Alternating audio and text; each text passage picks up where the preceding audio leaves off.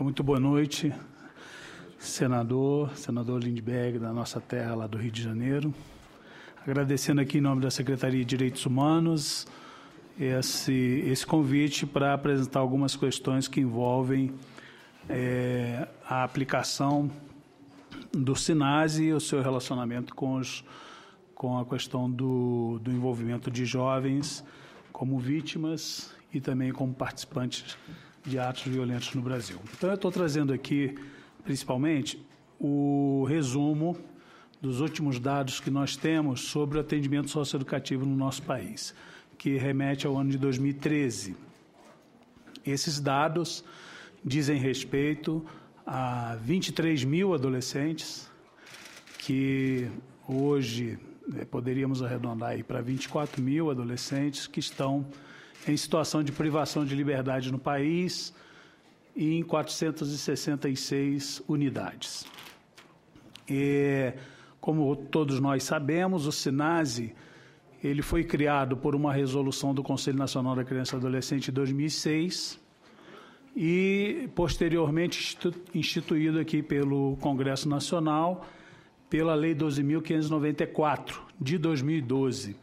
E esse conjunto de instrumentos que a lei federal nos deu é um conjunto de instrumentos bastante recentes que nos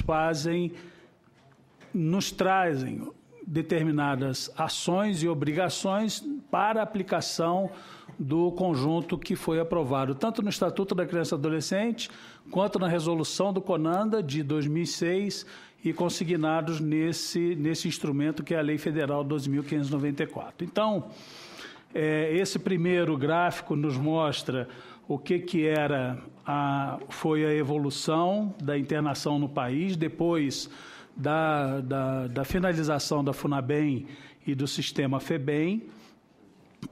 Nós já estamos aqui num período pós o Estatuto da Criança e Adolescente, e ali no ano de 2012 nós já começamos a perceber um decréscimo.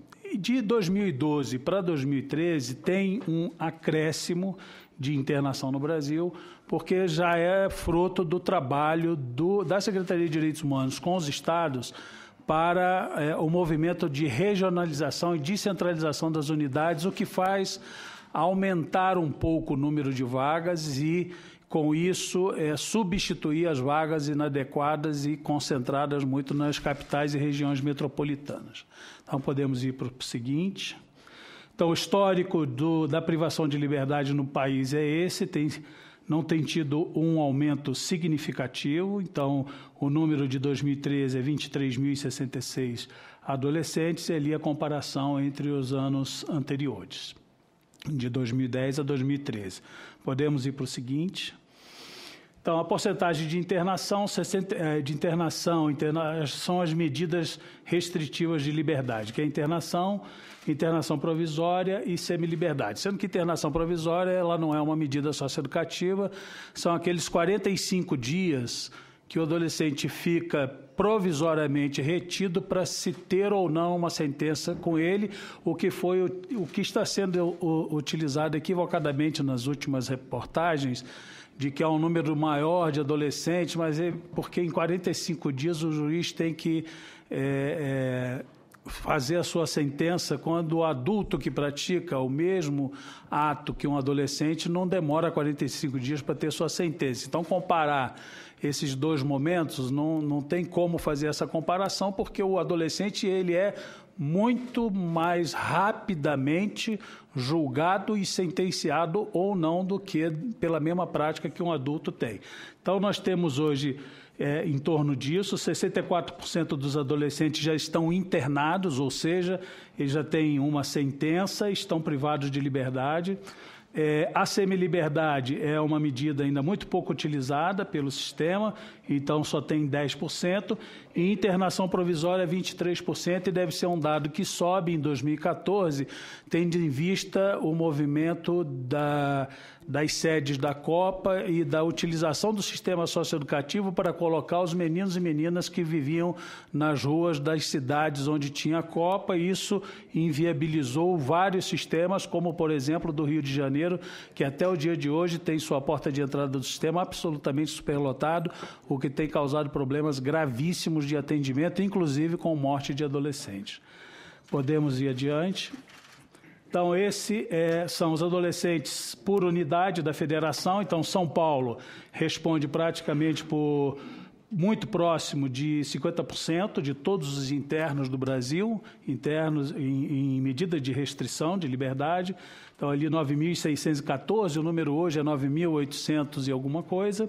E ali os estados seguintes, que é o segundo estado, que é desproporcional em relação à população que tem, que é Pernambuco, que também é o estado onde mais se mata adolescente dentro do sistema. Foram os dados que nós começamos a levantar em 2012 e 2013. Então, Pernambuco, infelizmente, vem ganhando esse triste campeonato aí, então, e é o segundo sistema maior. Não deveria ser pela população do estado em relação ao número de adolescentes. Podemos seguir. Então, ali a evolução, vocês vejam, aqui das internações, né? Internação, o vermelho, a internação provisória, e a semiliberdade, cada medida por cada ano. Então, não há uma evolução significativa do número de vagas nesse sistema. Ele é absolutamente suficiente para dar conta hoje das questões que envolvem o adolescente em conflito com a lei ou adolescente que precisa cumprir alguma medida socioeducativa. Podemos ir para o seguinte. Então, aqui a porcentagem de adolescentes e os municípios, o número de unidades. Essa linha vermelha são o número de unidades em cada estado e a proporção de adolescentes naquele estado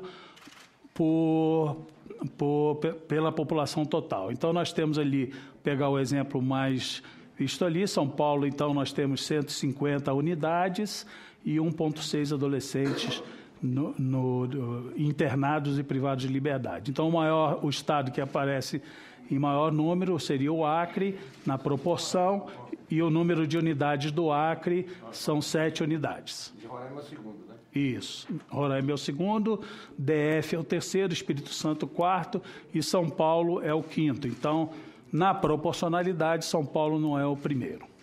Podemos ir adiante. Então, proporção de adolescentes em privação de liberdade na população de 12 a 18 anos. Então, Acre, Roraima, DF, Espírito Santo, São Paulo.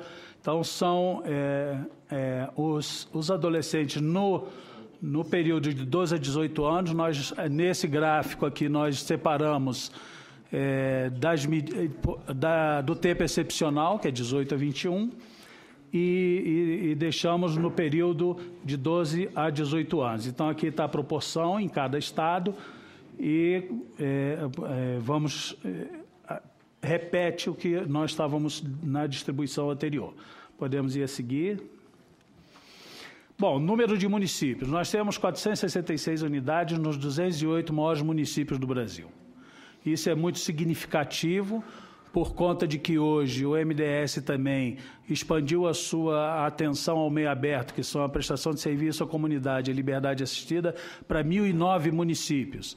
E esse esvaziamento desse sistema aí fechado depende em muito dessa expansão do meio aberto. Então, a realidade brasileira em 2013 era essa ali, de São Paulo, 53 municípios, até Sergipe, Roraima, DF, Amapá, Amazonas, Piauí, que são essa grande maioria de estados que tem poucos municípios. Podemos ir adiante. Faltam quantos minutos? Não, pode. Tá bom. Pois é. Bem, o perfil, que tipo de ato infracional é praticado no Brasil para que os adolescentes estejam cumprindo uma medida restritiva de liberdade? Então, em primeiro lugar, é patrimônio, roubo, e isso repete em todos os anos. que nós fizemos esse levantamento. Como é que é feito esse levantamento?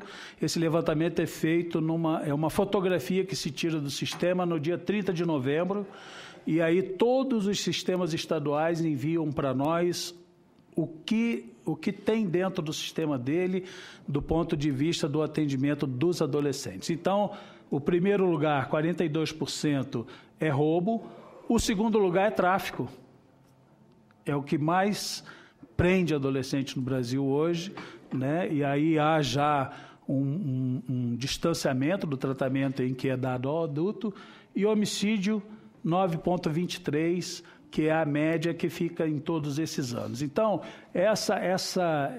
esses três motivos pelos quais os adolescentes cumprem uma medida socioeducativa, eles são motivos constantes em toda essa história recente do Brasil dos últimos 5 anos.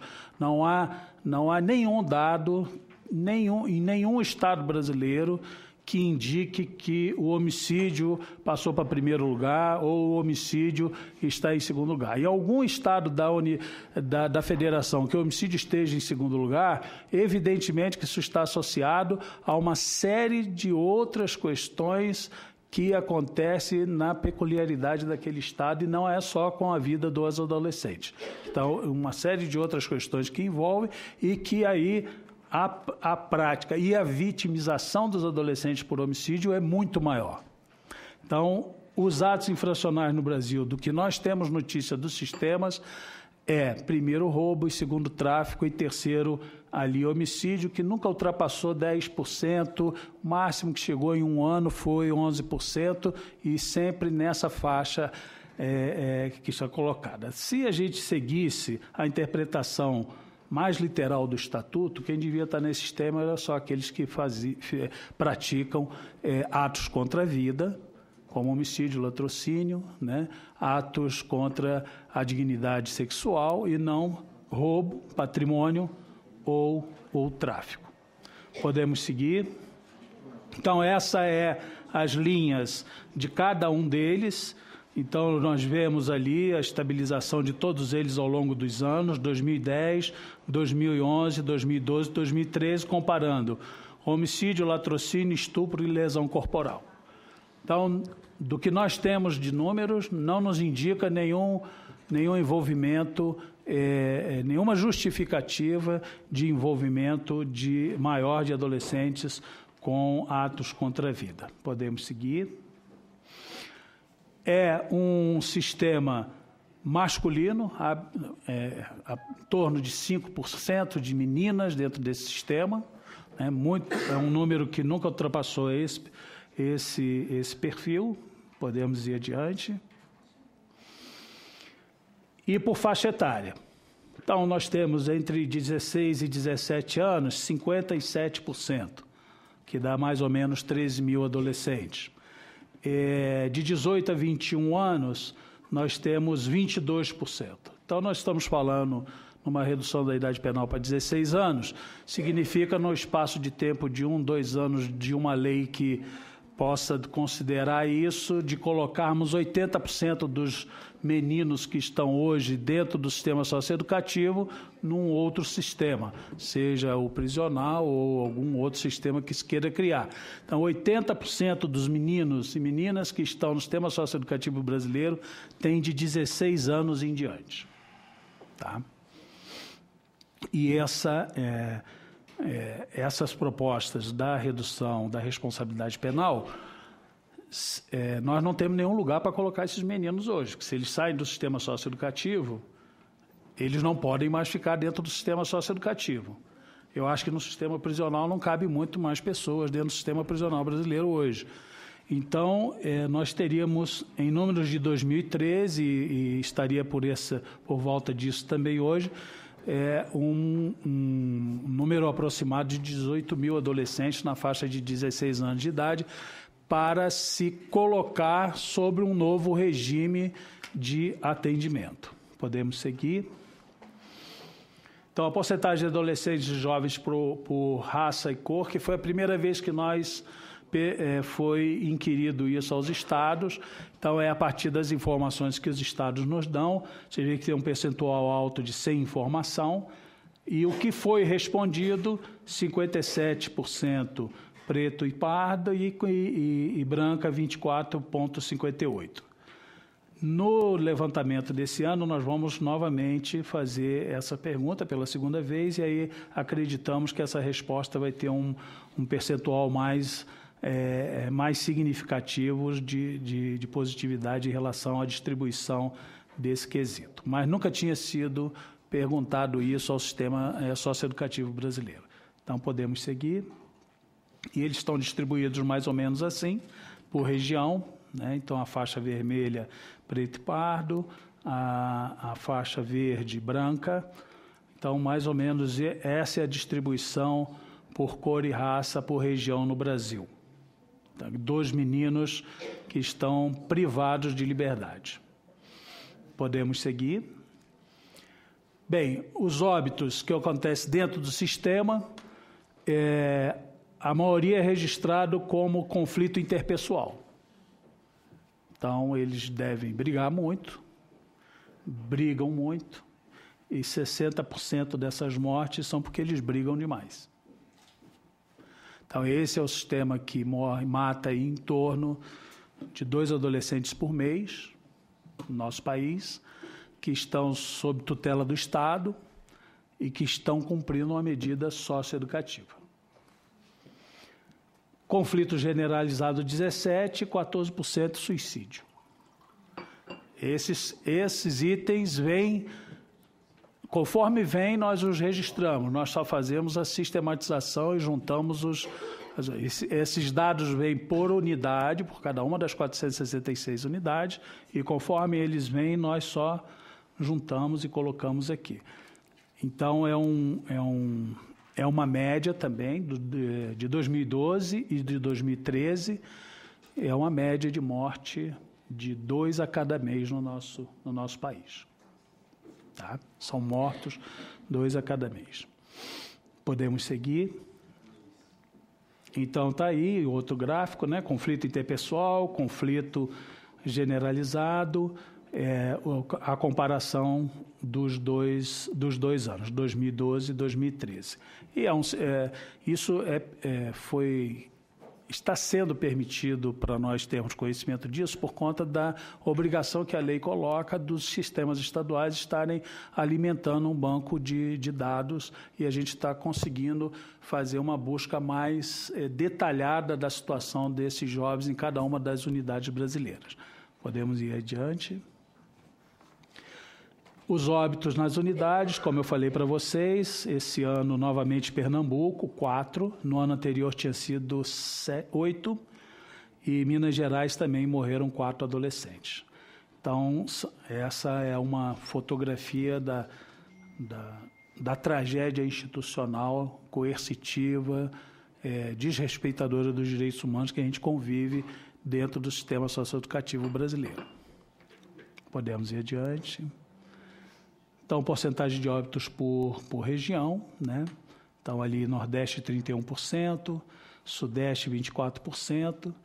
Então, comparando um com o outro, então no Sudeste tem muito mais adolescente do que no Nordeste. Então, o Nordeste está desproporcional nessa atuação, porque lá tem alguns sistemas que funcionam de maneira muito, muito ruim, destacadamente muito ruim. Podemos ir adiante. Então, porcentagem de unidades. As unidades de atendimento estão distribuídas assim: 47% no Nordeste, 15% no Sul, 18% no Nordeste, 47% no Sudeste e 12% no Norte, 8% aqui no Centro-Oeste. E nesse processo que eu já expliquei a vocês, de descentralização e de regionalização dessas unidades, para que possa atender um dos princípios da socioeducação, do Estatuto da Criança e Adolescente, que é atender esse jovem próximo da onde ele vive. Podemos seguir.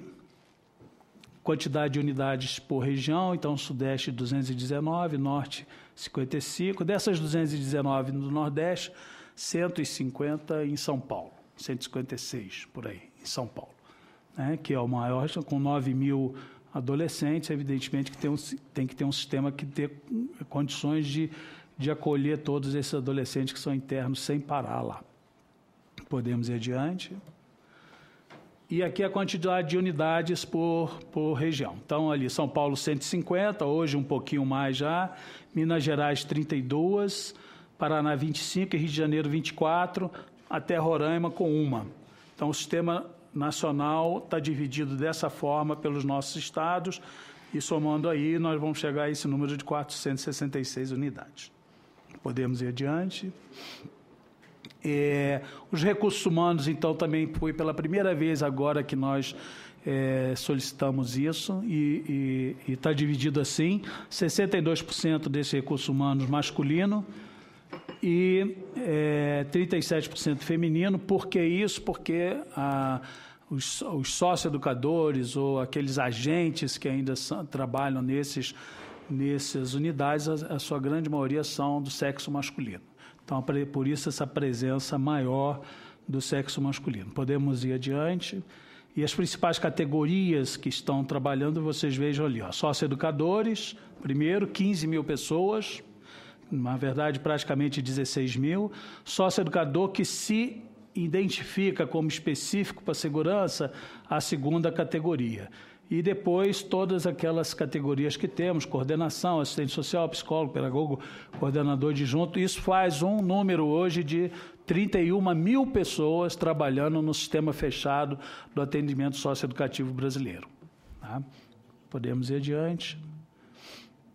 O número de matrículas, e aí nós ainda não conseguimos uma resposta satisfatória, porque ali, vocês vejam que em 2012, esse número nós trazemos do censo escolar. E ele traz o número de matrículas de 12 mil adolescentes no universo de 23 mil. Então, nós temos aí quase metade admitido não estar matriculado. Mas nós estamos fazendo uma pergunta um pouco mais detalhada, que a gente pergunta hoje para as unidades quantas horas por semana esses adolescentes que estão matriculados estudam, né? Ainda não ultrapassamos a média, vista assim empiricamente, sem fazer a soma final, de 3 a 5 horas por semana de estudo. Então, isso é bastante pouco para qualquer pessoa poder aprender alguma coisa numa fase em que eles estão. Mas não é um número ainda consolidado, então nós não estamos colocando isso no relatório, porque isso precisa de um estudo mais apurado. Podemos ir adiante? Acabou. Então, com essa fotografia, nós queremos trazer essa reflexão aqui, que do ponto de vista do atendimento socioeducativo, e a gente precisa bastante dividir a nossa tarefa aqui, porque na comissão especial houve uma certa confusão quanto a isso. Esses números aí dizem respeito quando o adolescente aplica-lhe ao adolescente, o único que aplica algum tipo de medida ou a internação provisória, que não é medida, é o juiz. Então, até ele passar por essa situação, nós não temos nenhum tipo de números em relação a isso. Então, não se sabe quanto que tem nas delegacias do Brasil ou que entraram e passaram pelo sistema de justiça e dali não foram encaminhados para uma internação provisória ou para uma internação, uma semiliberdade. Então, esses números aqui são de quando os adolescentes têm uma sentença, como eu disse para vocês, em 45 dias. 45 dias o juiz tem que definir a vida desse adolescente, ou que estão, nesse período do levantamento, numa internação provisória, aguardando uma sentença. Todos esses dados que são recolhidos sobre esse atendimento, e aqui nós estamos dizendo da política de atendimento aos adolescentes que estão em cumprimento de medida socioeducativa. Não tem nenhum dado que nos indique que esses adolescentes entraram nesse sistema por conta do agravamento das suas práticas ou dos seus atos. Como nós vimos ali, todos os anos se repetem esses números, roubo e tráfico. Então, esses jovens chegam nessas unidades, a enorme maioria deles com ensino fundamental incompleto. São famílias destroçadas, né, pertencentes a núcleos familiares destroçados pelas vidas que têm e se envolvem com essa epidemia que nós vivemos no nosso país, que é a epidemia da violência. Agora, se nós tivéssemos desse sistema algum item, algum dado que indicasse o aumento desse número, evidentemente que a gente não escamotear isso aqui de forma alguma em nenhum tipo de levantamento. Agora, eu não posso comparar isto aos boletins de ocorrência de uma delegacia de polícia, que ali está se... É uma suspeição do que aquela pessoa está envolvida.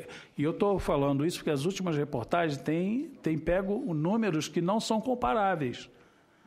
Eu não posso comparar ocorrência policial, número de ocorrência policial, com sentença judicial. Sentença judicial de um adulto que é primário e que pratique um roubo pode demorar quanto tempo? 1 ano, 2 anos, dependendo do lugar que for, até mais. De um adolescente são 45 dias. Em 45 dias, por um roubo, ele pode ser privado de liberdade. E o que eu gostaria de lembrar para fechar também essa outra ideia que se construiu. O Brasil tem uma lei que mais precocemente responsabiliza os adolescentes. Então, a partir de 12 anos de idade, o adolescente pode ser preso, privado, nós falamos, privado de liberdade, usamos um termo para dar uma amenizada, mas, na verdade, é preso. A partir dos 12 anos de idade, nós responsabilizamos todos os adolescentes do nosso país. Então, não é rebaixar a responsabilidade penal. Eles já são responsáveis a partir dos 12 anos de idade. E eles podem ser privados de liberdade por um período de 3 anos. E o que é muito comum, cumpre um período de 3 anos e aí vem uma progressão. Progressão para onde? Para outra medida socioeducativa, em meio aberto. E aí ele pode ficar mais um tanto de tempo nessa medida. Então, são 3 mais esse período de meio aberto que se destinar a esse juiz. E se houver qualquer deslize nesse período, ele pode retornar novamente à privação de liberdade. Então, esse ciclo se inicia aos 12 anos e pode terminar somente aos 21 anos de idade, dependendo da vida dessa pessoa. Então, não são verdadeiras essas questões que estão sendo colocadas, nesse momento de debate que a gente, às vezes, não consegue ser muito claro quando nos manifestamos, mas esse sistema hoje, nós não precisamos e não necessitamos de mais vaga para privar ninguém de liberdade. Isso é caro. Isso é caro, manter gente presa é caro, manter gente presa, os adolescentes presos no Brasil hoje, não custa ali em torno de entre 9 e 10 mil reais por mês. Isso não é barato. Não é uma conta só de que eu boto meu filho não sei aonde, não é só isso, porque você é responsável pelo atendimento, por defesa técnica, por levar para a audiência, aí você pega um sistema como o de São Paulo, multiplica isso por 10 mil, 50 juízes, 45 dias você tem que fazer a avaliação e levar 2, 3... Então, tudo isso está sob a responsabilidade desse sistema de atendimento. Se você rebaixar a responsabilidade penal, você vai levar isso para onde? Vai levar para o sistema prisional? Se você levar para o sistema prisional, fica no padrão que nós temos hoje. Se você criar um outro sistema, você vai ter que criar um outro sistema com um regramento para esse sistema que pega essa faixa específica que não estaria vinculado ao sistema prisional adulto. Então, vou terminar aqui agradecendo mais essa oportunidade de poder esclarecer. Isso tudo nós temos feito com parceria com os estados e com os recursos da Secretaria de Direitos Humanos, que, na verdade, nós estamos no 2º orçamento, porque a lei foi aprovada em janeiro de 2012.